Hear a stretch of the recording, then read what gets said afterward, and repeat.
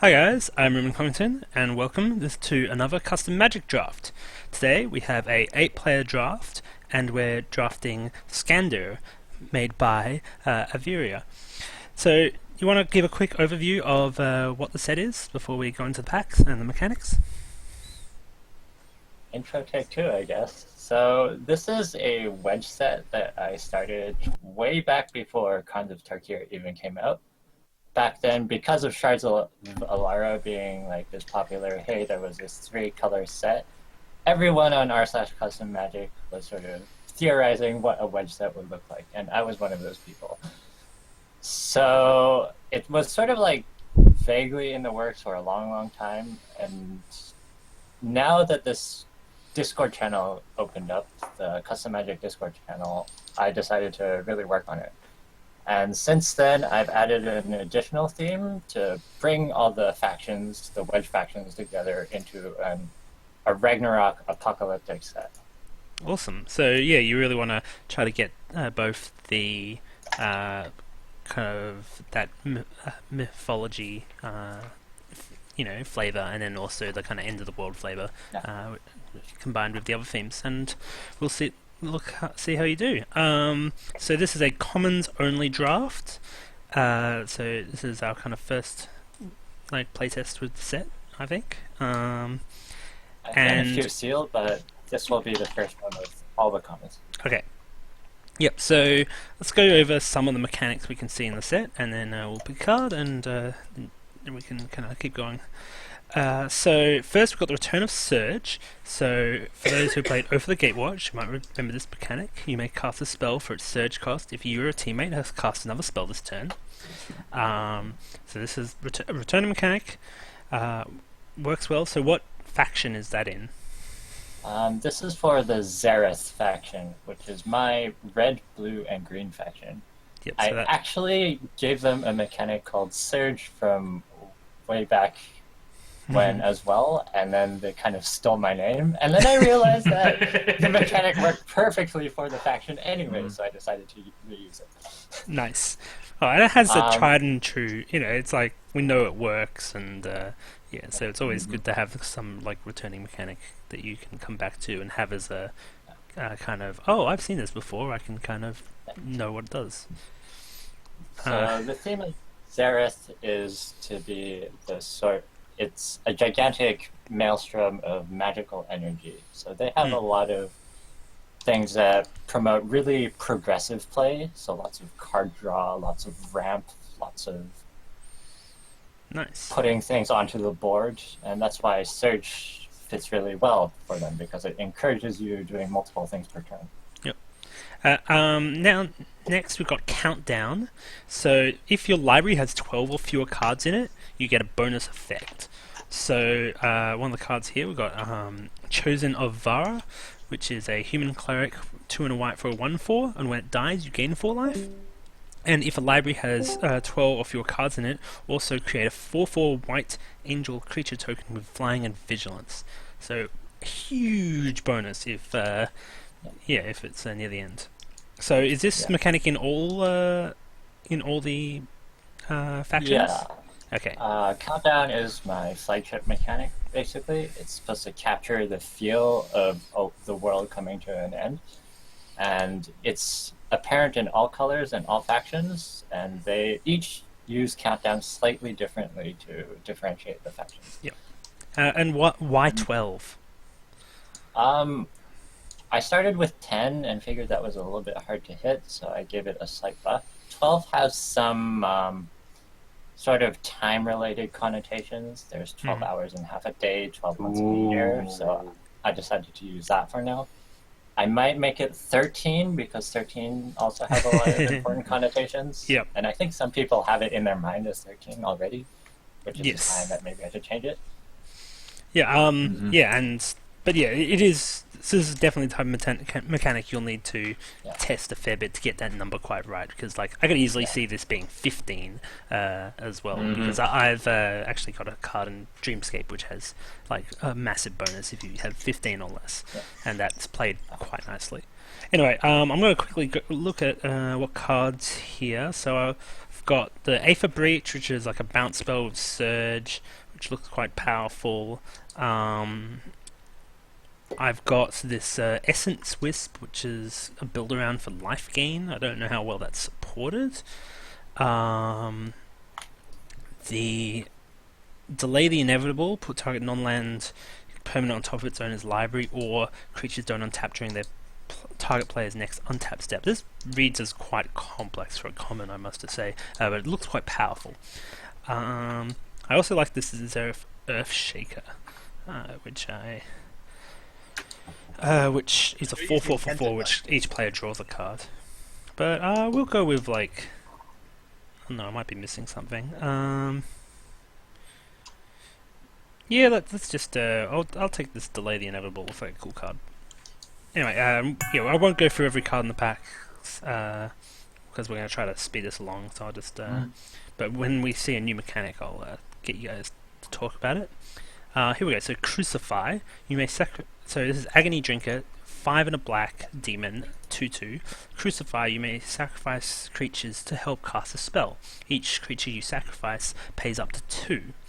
And it also gets a +1/+1 counter for each creature card in your graveyard. So, talk about Crucify for me. What factions it's for, and how's it been playing?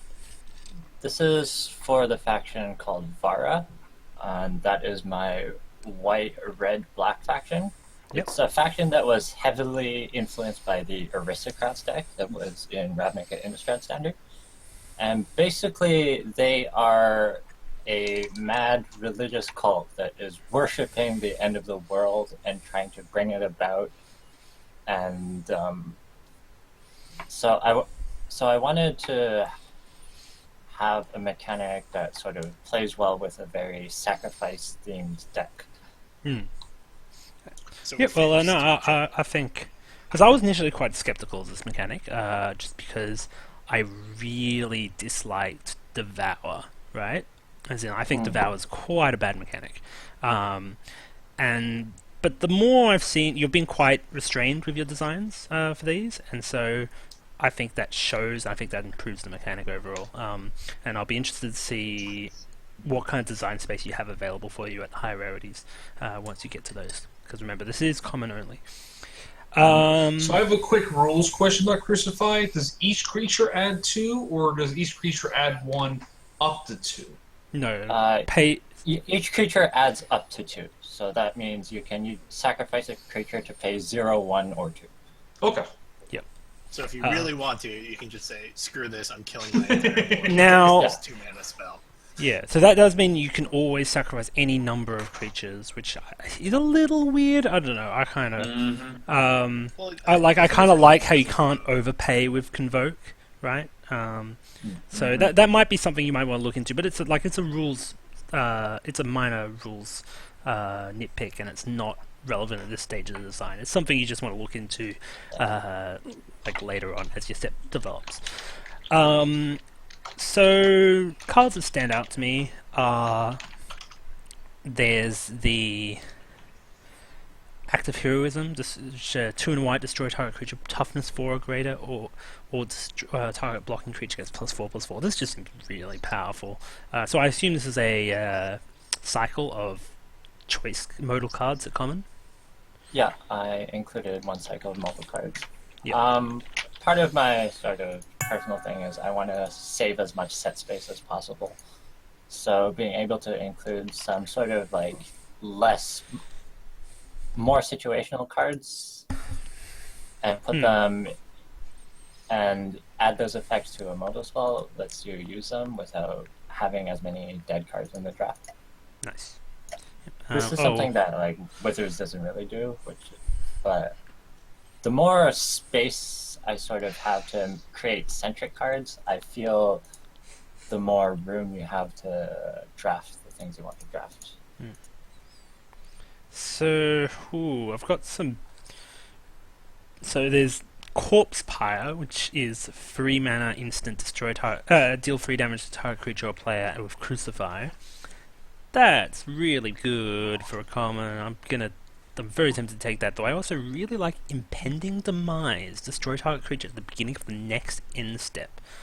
But that's double black and harder for me to splash. So I'll probably take Corpse Spire for now. Though I will note these gemstones.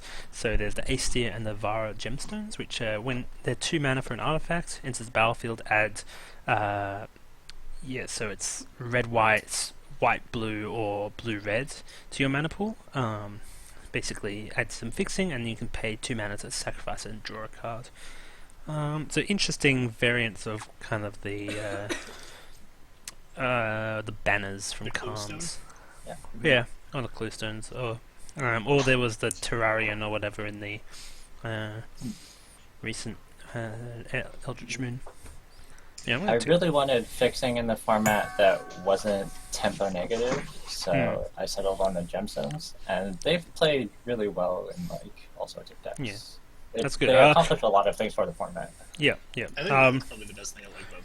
I wonder if you could do like alternate wording where like adds. No, because you don't want people to be able to add red. I was like, could you have it like add any mana of any combination, any color combination of red, blue, or white, or something like? But you can't At quite that do point, it's not even like less worthy. Yeah.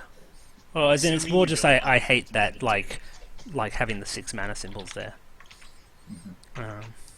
Can you make it that you have to pay one? No, but then it's ETB effects. I don't know. Whatever. Not worth it for now. So what do we got? So you might want to pick up some creatures. It's early in the draft. Yeah, they're useful, but no, there's another Corpse Fire. We'll just take that. That's fine. You say I should pick up some creatures. Looks at my first Mono removal dot deck. It's fine. It's fine, guys. Okay, so what factions? Do you want to talk about the Sultai faction? Well, as in, what would be Sultai for us? So, what is Sultai for you is called Feldur on Skandr, and they are basically. I talked about the Maelstrom faction before, and how I have flavored it is that the Maelstrom is tearing rifts in time on Skandr, and that's resulting in ancient Skandr, where a lot of horrors and unimaginable evils before the world was populated are popping through and showing up.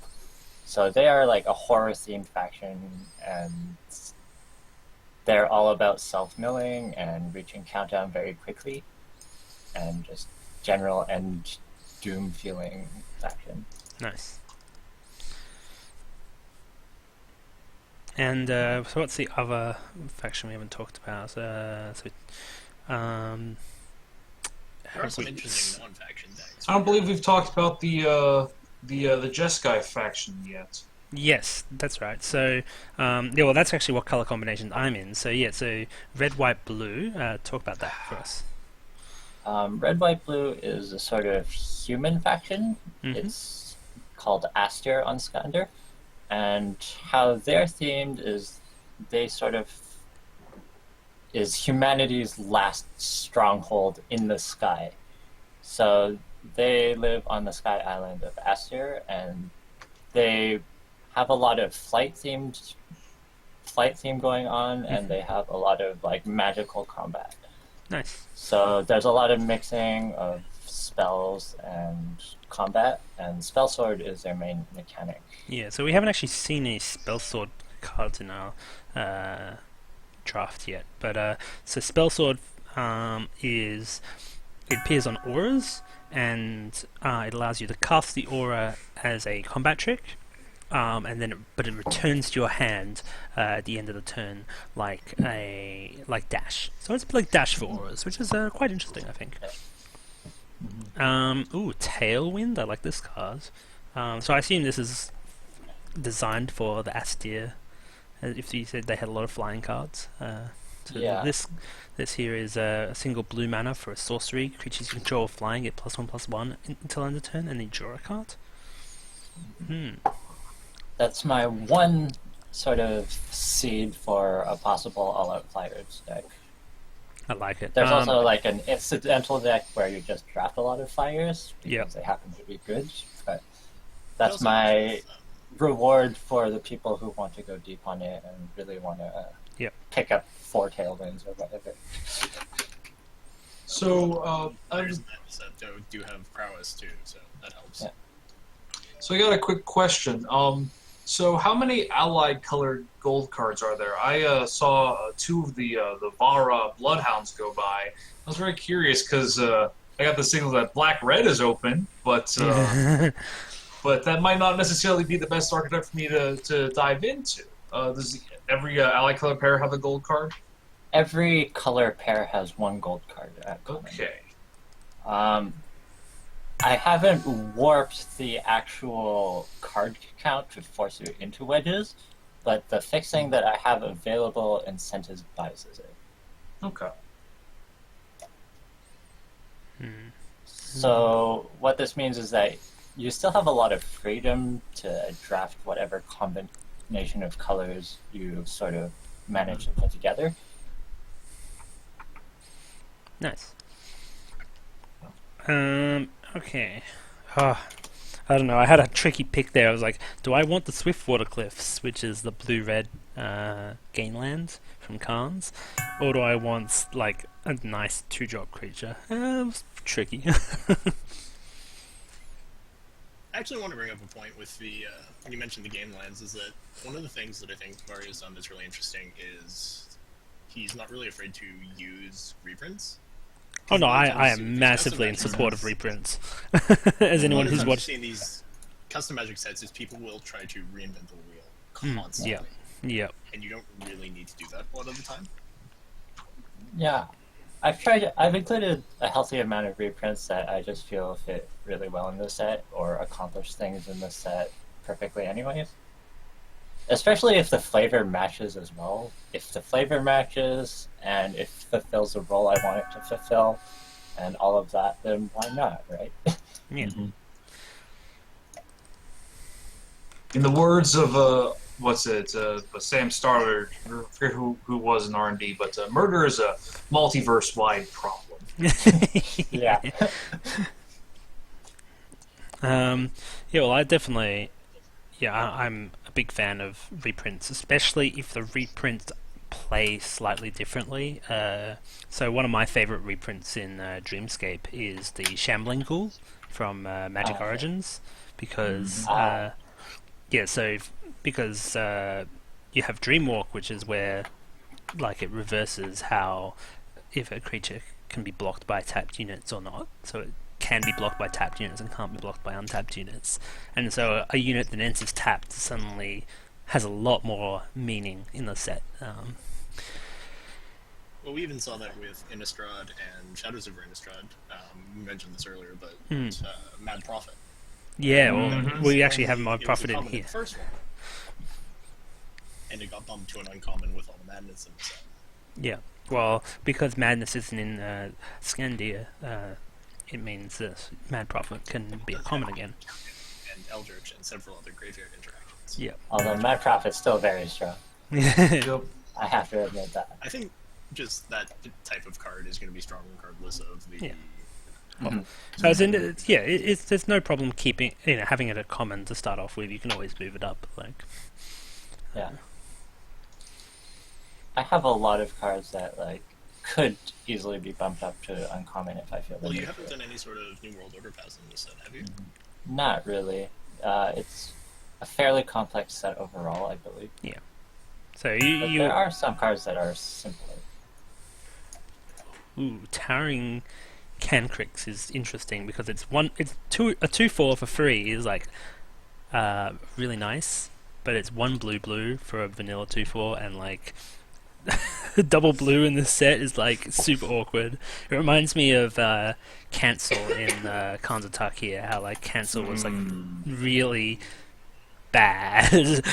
You could never justify, or at least I could never. Yeah, it's like I think I played it in like one, like basically where I was like mono, well it's like red blue. I like had like 1 white card, and I recall playing it one time. The one time I drafted a a straight blue-white deck in cons. I am, in fact, a madman. I do not recommend this. You see, whenever it was Cons Draft, I would just force 5-color morph. Oh no, I was the person who was like always like pure Abzan guides like beat down. Oh yeah, why not? And people were just like, holy crap, how do you always have like 3 Abzan guides? And I'm like, well, It's because a comic. I take them over like just about anything. Well, I just remember that like I loved those 2 enchantments. I tried to get them to work in Standard. I tried to get them to work in Draft. It was not a good look. Okay, so we're in the second pack here. Let's see what we've got. So I noticed you've got Elite Vanguard as a common. That kind of scares me. I will note that. Here we go. So Spell Sword. Yeah, I'll bring this zoom up on the Spell Sword card for viewers to see. So cast a spell anytime during combat for its Spell Sword cost. If you do, return it to its owner's hand from the battlefield during the next cleanup step. So dash for enchantments. I like it. Anyway, do you want to talk about Elite Vanguard? Because I think that's like quite. That's a ballsy comment. I find that vanilla creatures often sort of fall through in a lot of sets, so I decided to really push mine. So most of them have double color weight and just have particularly push stats compared to most vanillas that you'd find in any other set. And Elite Vanguard, while it doesn't have a double color weight, it's just 1 mana. Yeah, you're a lot less likely to have whites on turn 1 in a 3-color set. Yeah, I can understand that. I would just be very wary. Yeah, I played with and against it so far, and there's actually a fair amount of checks for it in the first couple turns. So I haven't. Oh, now this is. I think this is the final mechanic that I haven't seen yet. So Eldritch. So we've got Nightmare Haze here, a single blue mana for a 0/3 defender, and Eldritch says you may cast a spell from your graveyard for its Eldritch cost. If you do, it's exiled when it enters the battlefield. So this is like Unearth, except you don't get the attack. So a little bit like it's a Unearth vote. smashed with Convoke. Yeah. It's Evoke smashed with Flashback for creatures. Is how I thought of it. This seems pretty neat. Now, and you've also got Skulk, I noticed. So you've decided to treat that as an evergreen mechanic, even though that's not necessarily what Wizards is doing. Yeah, that's just what I decided. I might change that card slot at some point. It's a role player, but I don't have to keep it. Man, I'm just taking like all the flying cards. I might have like many Aesir Swift Lancers. Yes. So one of the things I actually noticed, and one of the things I actually feel sort of comfortable. I'm starting in a pack with Elite Vanguard in it, and there are just so many things that actually deal with it nicely. There's a 2/3 for 3 lifelinker at common, and that will just stonewall it. 2/3 for 3 lifelinker at common? That seems insane. Yes. I mean, it does. Like, don't get me wrong, I picked it second. I'm just in this fictitious archetype yet again. Like, as in, like, I'm not necessarily saying that's like, too strong for common, but that's like brazen. It's like brazen wolves, right? It's like it's not like an insane common, but it's like, okay, this is definitely on the top end. Well, that's why this archetype is open. Spirit Bond. Do you have more mechanics? Holy moly, you have a lot of mechanics. So, Spirit Bond, you may link... This is the most convoluted mechanic. Yeah, I would look at maybe... Consider the complexity I would, everything. consider trying to reduce the complexity, because if you look at Khans, all the mechanics are really simple. Well, there was 6 mechanics, and all of them were simple. Yeah, in fact, one of them became evergreen. It was that simple. But I suppose that would be the Abzan mechanic, correct? Yeah. In this faction, in this world, the faction is called Gidru. They are they sort of protect the world tree and the balance of the world. So their theme is that with the imminent doom of the world has sort of put them into action, and they have a lot of things involving the cycle of life and death. Is really important to their themes. So yeah, so I'm just going to read out the Spirit Bond cards. So this is Gidru Sentry, 1 white for a 2/2 creature Spirit Soldier. With Spirit Bonds, you may link this card in your graveyard to a creature you control as it enters the battlefield. The link exists for as long as you control that creature while this is in your graveyard. Oh boy. So Gidru Sentry and its linked creature each have Vigilance. I will say I'm not a fan of this. That's my I think the mechanic could work in other sets. I don't think it's what you want to be spending your complexity points on in this set. So what else we got here?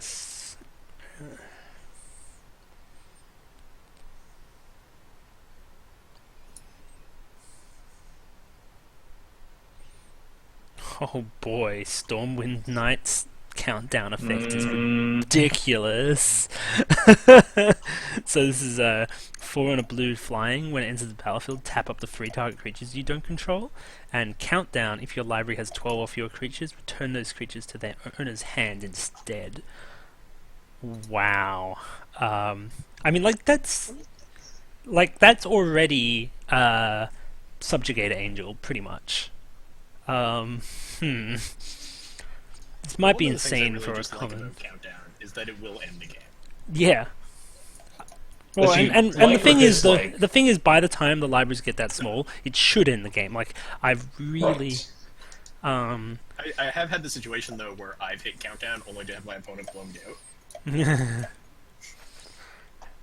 So now I'm like deciding: do I take this Stormwind Knight or do I take an Elite Vanguard?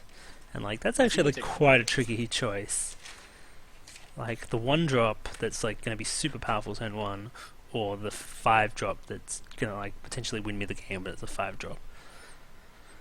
Well, I mean, how many Elite Vanguards do you have already? None. So I think I take the Elite Vanguard. Because like if you already have 2 or 3, it's like yeah. then you take the thing that's going to end you the game. Yeah.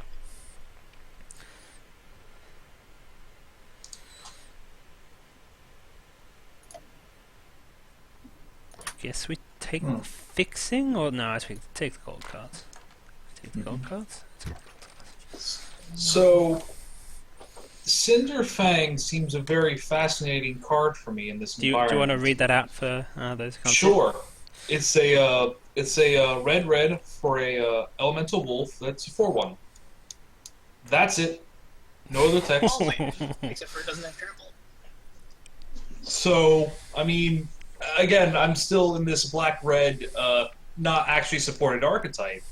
But this card looks amazing, given just the plethora of removal in red-black. Yeah, I mean, sounds pretty good to me. Yep. Sounds too good. We'll see. This is what this is for. It's a really aggressive pick. It's really easily checked. It's really easily checked, but it's also really strong unchecked.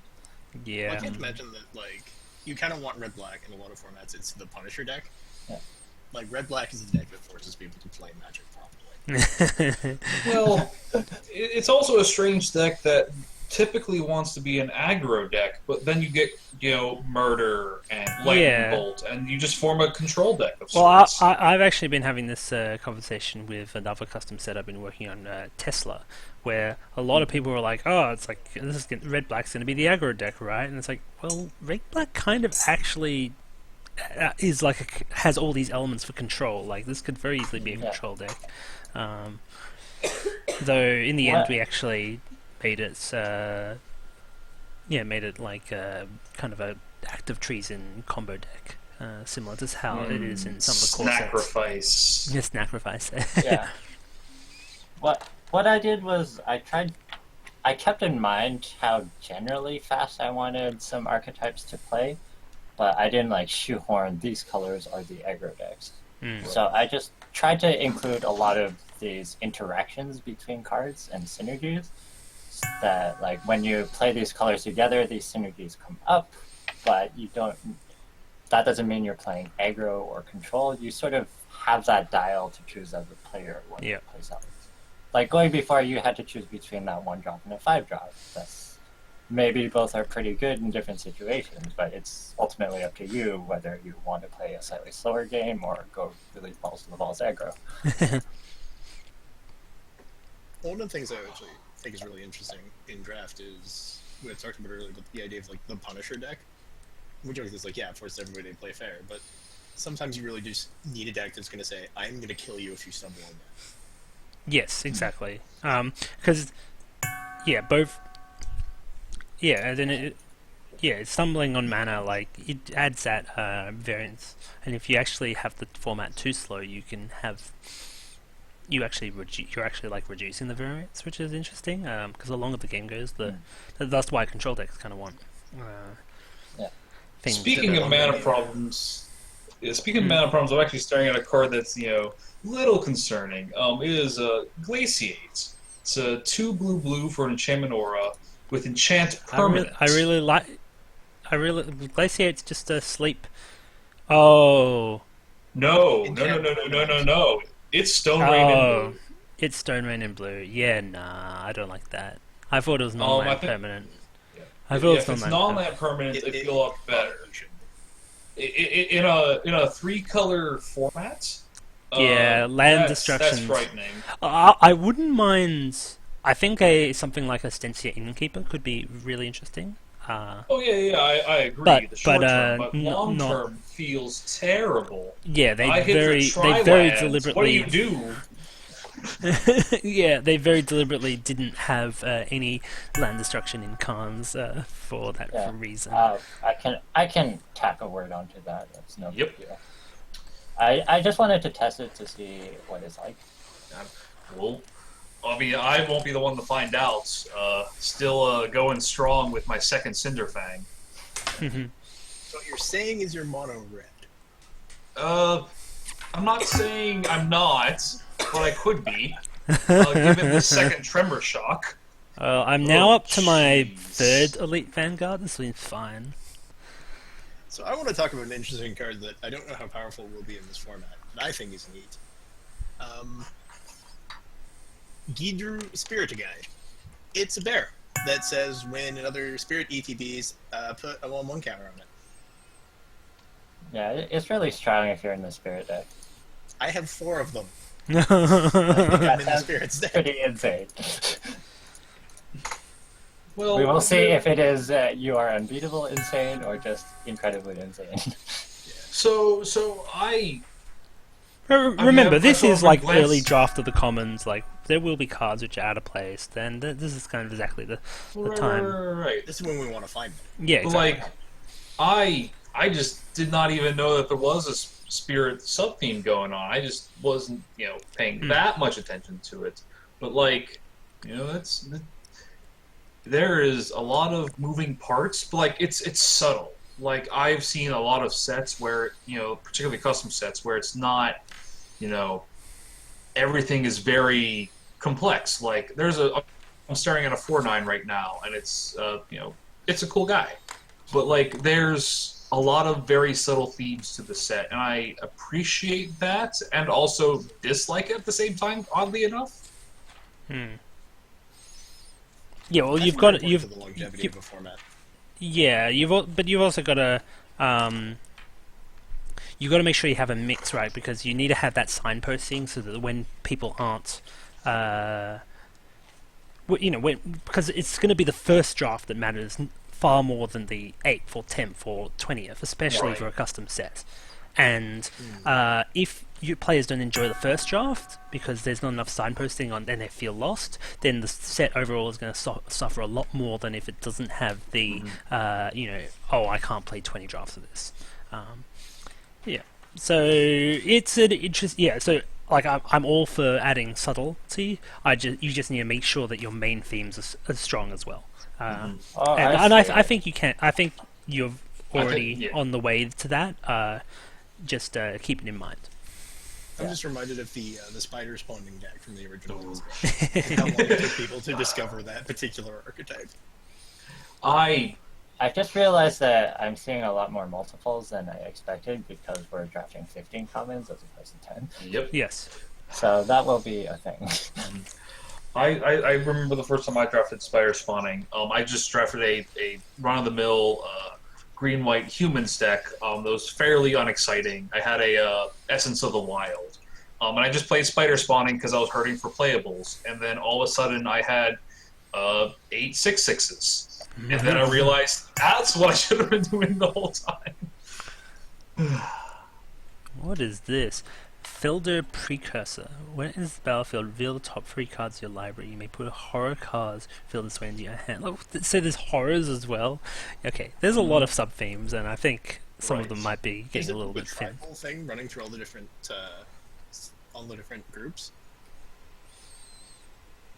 Yeah, I think the horror subtype is blue-black within Soul It's Tide. blue, black, green. Nah. There's some green horrors, but yeah. Okay. And just like spirits are mostly in green, white. And it's one of the ways Man. you can sort of like And black. And black. Lightning Edge seems nasty. Like, the fact that I can just be, like, use it... Like, when I have a flyer, I can just be like, +3 damage, bounce my hand. I'm not going to lose card advantage. +3 damage, bounce my hand. Not going to lose card advantage. Like, oh, man. So this is an enchant creature. Enchanted creature gets +3/+0 for 1 in the red, and it has spell sword for 1 in the red.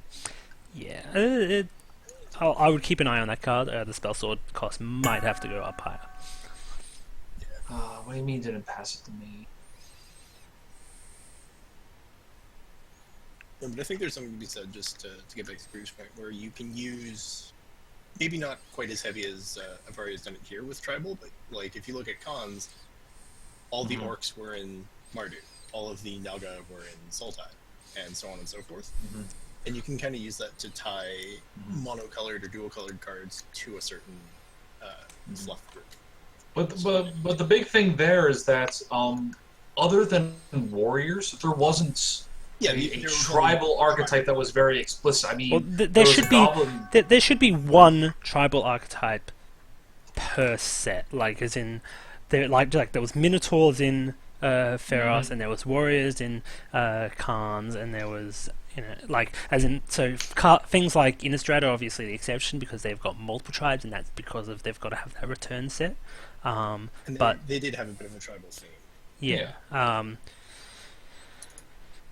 But yeah, Watsy's made it pretty clear that in non-tribal theme sets, they're still going to do like one small tribal thing. Yeah. Right.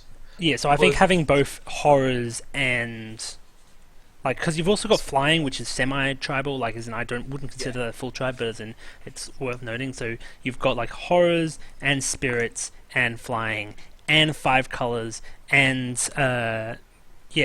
and countdown, and it's like little much. I would cut horrors personally. The fact that I didn't see it until like 3rd pack was like, yeah, this is not really supported currently.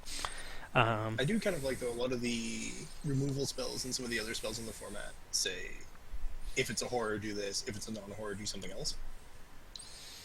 Like, one of the better enchantments, I think, is Consuming Darkness, which is a 4-drop aura that gives something -3/-3, unless it's horror, in which case it gets +3/+3. But the only weird thing about the horror type is that I have a spider horror, and unless I was in the middle of casting that spell at that spider, I wouldn't know what would happen until it was too late. Whereas something, most things are very obviously, werewolves or vampires. Yeah, horror is a bit hard of a subtype to communicate through art as well.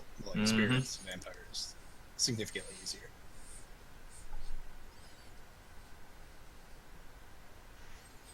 How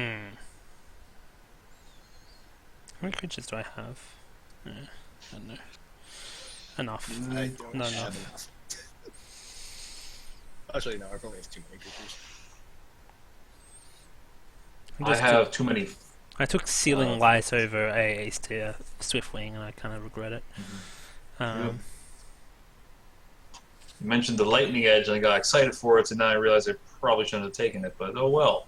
But I'm actually, feeling a rather large glut at 4 mana right now. I'm kind of glutted on 2 drops, actually. That is a good problem to be having. And 5 of them are the same card. I'm not okay with this. Oh, it's 6. Yep, I'm doing it. Oh man, I guess I get my 4th Elite Vanguard. There's a lot of... My 4th Elite Duping Vanguard. is a lot heavier than I expected from the extra common picks. 4th Elite like Vanguard, 4th SDS Swiftwing, 3 Corpse Pyres. This should be ridiculous. That'll be fun. I think one of the things, though, is the set could probably... Like, you see with a lot of the sets, you need to have the uncommons. Because a lot of these effects feel like things that should be at uncommon. Mm-hmm. Not for any complexity reason, but just for you don't want so many of them in the same draft reasons. And we might be able to do a better simulation if we only drafted, 8 commons in a pack? 7 or 8? I think it's 10, right? It's 10 commons in a pack. But we would be having a lot of problems even just finishing out decks, though. Yeah. So Anyway, Well, I felt like pretty Odds, we're waiting for comfortable you. with that, what I was looking at for the second pack, actually. And I don't know if the rest of you felt that way. But that was when we were at 30 commons. Odds, we're waiting for you. I think Oddsball was no. Okay. You want to He message had him? I can't really. Oh yeah, no, there. Yeah. No, my point was more to that. We might see less of the duping if we were doing for lack of a better word, a full draft instead of this pauper draft. Yeah. Because I'm seeing dupes for days. I have 6 spirit guys, Adrian. 6 of them. The 6th Tremor Shock doesn't apply as well, but I think Tremor Shock is probably being criminally undervalued. Tremor Shock is like a card you always want one of. Yeah. I actually don't want want more than one because I've got 2. the Stormwind Knights, which basically do the same thing. No, that's fair. I feel that way about any sort of tremor shock or whatever you want to call the threaten. All your guys. They're called Falter effects. Yeah. Yes. Yeah.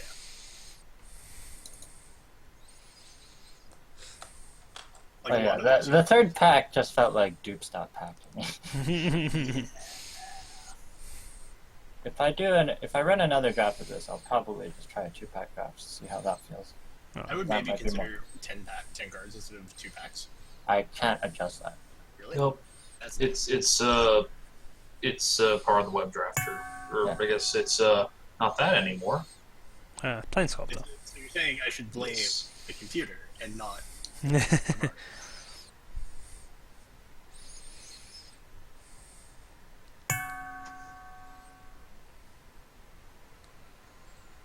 Exile target attacking or blocking creature with power 2 or less. Ooh, how is that? I want it, but I want this 2-drop as well.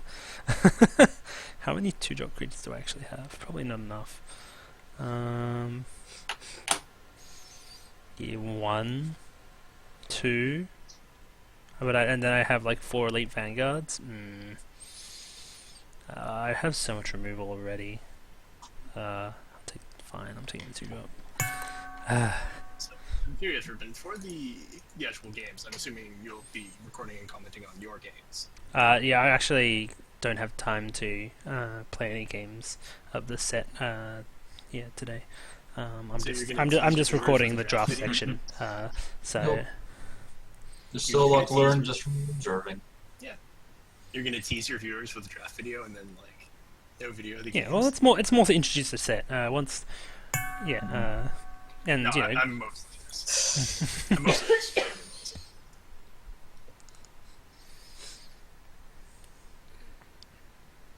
And if I can keep asking meta questions here, do these just get posted to the subreddit, or what's the deal? Yeah, I'll just See what happens when that happens. Yeah. Yeah. Anyway, so I think that's the end of the draft. Yeah. So this has been wait, how do you say it again? Skandr? Yeah. Yes, this has been Skandr, Skandr. the free color custom set. And so I've got a pretty nice Jeskai deck here. Really nice and aggressive. I'll look forward to playing it, but I do have to head off. Thank you guys for watching.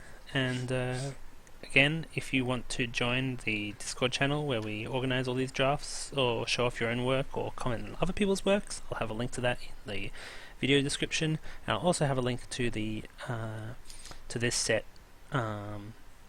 page on Plane Sculptors, which is the website we use to draft this and share our custom Magic sets. Thanks guys, and see you next time. Night.